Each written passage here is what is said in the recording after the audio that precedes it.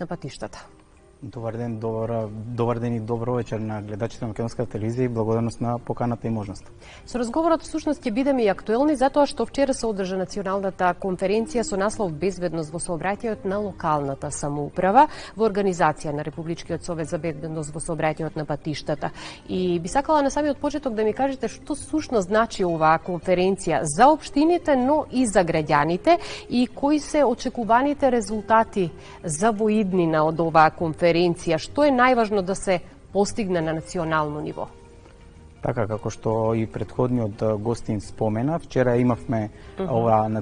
прва национална конференција за безбедност на сообраќајот во локалната самоуправа и наша цел беше всушност на почетокот на мандатите на сите градоначалници да ги собереме на едно место, заедно со останатите чинители кои директно влијаат врз развивањето, односно подобрувањето на состојбата со безбедноста во сообраќајот на патиштата на едно место и да ги слушнат сите оние последни практики и статистики, како што споменаа и претходно, и да извлечат поуки и нешта кои подоцна ќе може да ги искористат во рамки на формирањето на своите политики во текот на наредниот период, а се однесуваат, нели, како што споменавте, на безбедноста на сообраќајот, која пак не засега сите, и нив и нас како учесници. Тоа што се случи на конференцијата покрај излагањата на најразличните експерти, универзитетски професори и сите останати чинители од областа, се потпиша една декларација од страна на сите градоначалници од локалната самоуправа, кои се заложија дека во текот на следниот период во донесувањето и креирањето на политиките за локално ниво, тука зборуваме за проектирање на локални патишта, деталните урбанистички планови, изработката на сите оние сообраќајни решенија кои треба да значат побезбеден сообраќај за сите нивни граѓани, односно за сите жители во нивните општини, и покажа една навистина голема проактивност и со своето учество во конференцијата дадоа веројатно еден почеток на промени, да се надеваме. Со сето тоа што беше кажано на конференцијата, всушност и се даде потврда на тоа колку локалната самоуправа е клучна во подобрувањето на безбедноста во сообраќајот. Меѓутоа, ајде сепак потребно е да кажеме што може да направи повеќе општината кога станува збор за безбедност во сообраќајот, а не може да го направи централната власт. Она што како практика може да се извлечи како поука од самата конференција, но и од оние европски пракси кон кои нели треба да се стремиме, тоа се определени сообраќајни решенија кои треба да допринесат до намалување на бројот на жртви, односно на бројот на случајни сообраќајни незгоди, кои најчесто, како што знаеме, се случуваат поради непочитување на сообраќајните правила и прописи и непочитување на пропишаната брзина. Тоа што тие можат да го направат е во креирањето на своите политики и на терен да изведуваат, да се грижат всушност за состојбата на хоризонталната и вертикалната сообраќајна сигнализација, воведување на нови сообраќајни зони, односно зони на смирен сообраќај, каде што ограничувањето е 30 км/ч, бидејќи како што слушнавме, минимален е процентот на лица кои тешко настрадале во сообраќајна незгода случајна при 30 км/ч, наспроти истиот лош исход при 50 км/ч. Она што исто така се надеваме дека во следниот период и од нивна страна и со наша помош како превентивно-едукативно советодавно тело ќе можеме да го постигнеме воведување на нови иновативни пристапи на смирувачи на сообраќајот. Стана збор за најразлични технологии кои се европска пракса, и тука ќе ми дозволите, бидејќи ја следиме европската пракса, ние како држава имаме навистина висок број на просечно загинати лица на милион жители, и нашиот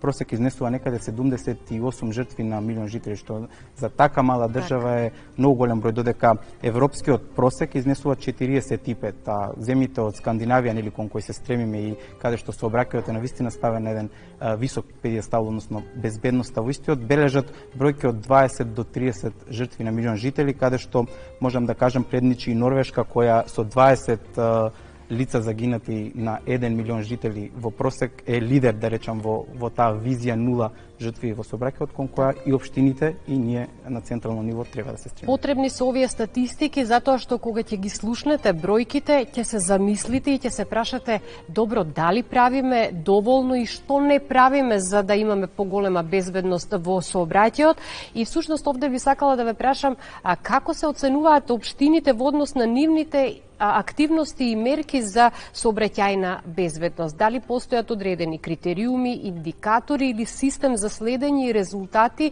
на состојбата со одредени бројки. За да може сето тоа да се контролира и да се направи тоа што е потребно. Така, тоа што е директно, да речем, видливо од страна на општините и нивното чинење се бројките на случајни сообраќајни незгоди и нивното намалување кое очекуваме да го постигнеме со сите овие нешта. Во формалниот контекст на разговорот, во моментов се работи Националната развојна стратегија со помош на UNDP, која всушност представува еден вид на методологија каде што ќе се разговараат овие индикатори на безбедност во сообраќајот и всушност нашиот претседател во петок ќе има состанок со координативното тело кое работи на усвојување на оваа меѓународна на усвојување и изработка на оваа меѓународна заложба, да речем, со помош, како што споменав, на UNDP, нешто што ќе ги мери на терен ефектите од сите овие мерки кои претходно ги споменавме, за кои стана збори во текот на вчерашниот ден на конференцијата. Да, и дефинитивно тоа ни е потребно, за да можеме понатаму поуспешно да продолжиме во насока на подобрување на сообраќајната безбедност. Меѓутоа морам да прашам какви се најчестите проблеми во урбаните средини во однос на безбедноста? Дали станува збор за брзината, паркирањето, пешачки премини, велосипедски патеки, доволно, недоволно и секако овде кратко ќе се надоврземе и на руралните средини, со кои специфични ризици се соочуваат и помалите општини? Тоа што представува предизвик, да речам, во локалните заедници е одржувањето на хоризонталната и вертикалната сигнализација, односно низиното навремено обновување или поставување на сите оние кои ги споменавме нови зони во близина на училиштата. Предизвикот го знаеме сите, се зголемува бројот на возила кои се на улиците и на сообраќајниците, исто така и бројот на луѓе кои ги користат тие возила за да стигнат до определена дестинација, со тоа што кај нас има, да речеме, една навика каде што секогаш се преферира возилото, односно колата, за да се стигне до некоја дестинација, а како алтернатива не се гледа на јавниот превоз кој стои на располагање во општините каде што го има. И можеби тука е тој треба да се подобри, но ако е добар, зошто да не се користи? Така, и можеби тука е баш во контекст на прашањето на слабост на која активно се работи и се допринесува да се засили понудата на јавниот превоз со цел да стане овој другиот тип на превоз каде што во просек едно лице го користи возилото за да се пренесе до дестинација, па и за кратки дестинации од 400 и 500 метра да стане неатрактивна. Често говориме за промовирање на велосипедот како алтернативно средство за градски средини, меѓутоа се уште треба да се работи на повеќе велосипедски патеки. Токму така, урбаната мобилност е многу важна и таа не треба да биде актуелна само во Европската недела на мобилност, која и оваа година работевме со цел да ги промовираме тие работи.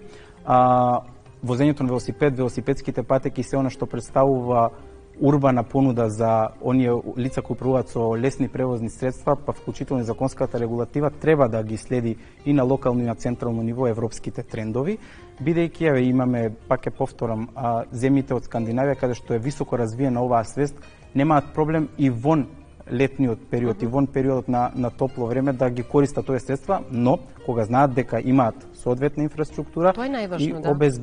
и обезбедена соодветен начин. Од вториот дел од прашањето кој се однесуваше на предизвиците од страна на руралните општини, знаете, тоа се вообичаено помали општини кои се соочуваат со полимитирани средства и нивната инфраструктура е во попредизвикувачка состојба која бара повеќе фокус и тоа е нешто на кое активно се работи, исто така она што треба да биде дел од заложбите не само на руралните и на поголемите локални заедници, е формирањето на политиките кои водат до подобрување на безбедноста, меѓу кои и формирањето на општинските совети за безбедност на сообраќајот на патиштата. Јас тука имам една статистика дека кои што не функционираат во сите општини. Точно така, дека всушност мал број се само формирани во моментов и се активни. Тоа е нешто што околу 20 сега постојат на општинско ниво. Тоа е обврска на локалната самоуправа. А зошто е важно да ги имате општински совети? Додека Републичкиот совет действува на државно национално ниво, општинските совети добро познаваат локалната проблематика во сообраќајот, бидејќи се од таму доаѓаат од редовите на локалната самоуправа и исто така можат да понудат решенија, бидејќи во тие совети учествуваат лица кои се експерти, сообраќајни инженери, лица од сообраќајот, од Министерството за внатрешни работи или сите оние кои се назначени од страна на локалните совети. Така што тука веројатно меѓу другото треба да се бара оној мултиинституционален пристап за кој ние зборуваме и кој всушност беше и наша цел во текот на вчерашниот ден да го постигнеме во рамки на конференција. Ќе дадеме еден заклучок како завршница на овој разговор. Започнавме со конференцијата, продолживме нели за безбедноста на сообраќајот во локалните самоуправи и ќе истакнеме дека институции, надлежни соодветни институции, потоа експерти и локалната власт, градоначалниците, токму на конференцијата ги споија своите знаења и искуства, се со цел да се спасат животи, да се создадат безбедни улици и да се унапреди животот на сите заедници. Дали ќе успееме во оваа намера, пред се зависи од сите нас, не само од институциите и од експертите и сите надлежни, туку пред се и од граѓаните, кои сме активни чинители во заедниците, каде што живееме и каде што работиме. Која ќе биде вашата порака? Нашата порака е јасна, многу добро кажавте и вие, во соработка со медиумите и со вас како јавност, граѓаните, ние сите треба да разбереме дека сообраќајната безбедност зависи од сите нас. Доаѓа период на прослави, новогодишни забави, слави, луѓето ќе се собираат и ќе бидат повеќе на патиштата и ние всушност тука би дале еден директен апел да не се држиме до ова класично институционална реторика, тука се обратиме до обичниот граѓанин дека тој треба да разбере својата одговорност во сообраќајот и за својата безбедност и за безбедноста на останатите учесници. Тука пред се мислам на доколку се вози,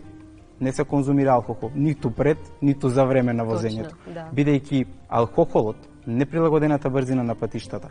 неносењето на сигурносни појаси се меѓу главните причинители за случување сообраќајни незгоди со смртни последици. А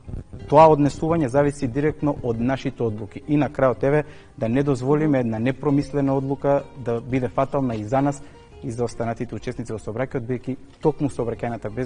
безбедност е индивидуална одговорност која не засега сите. Ние го упативме нашиот апел преку овој разговор и се надевам дека им дадовме доволни информации на нашите граѓани да знаат дека и општините, и локалните самоуправи, и надлежните институции се отворени да помогнат да се создадат соодветни услови за безбедност во сообраќајот, но секако ја сакаме поддршката и од граѓаните. Ви благодарам уште еднаш. Многу благодарам вам и на Македонската телевизија за можноста да ги промовираме во овие пораки древност. Во приложение одиме во општина Прилеп да слушнеме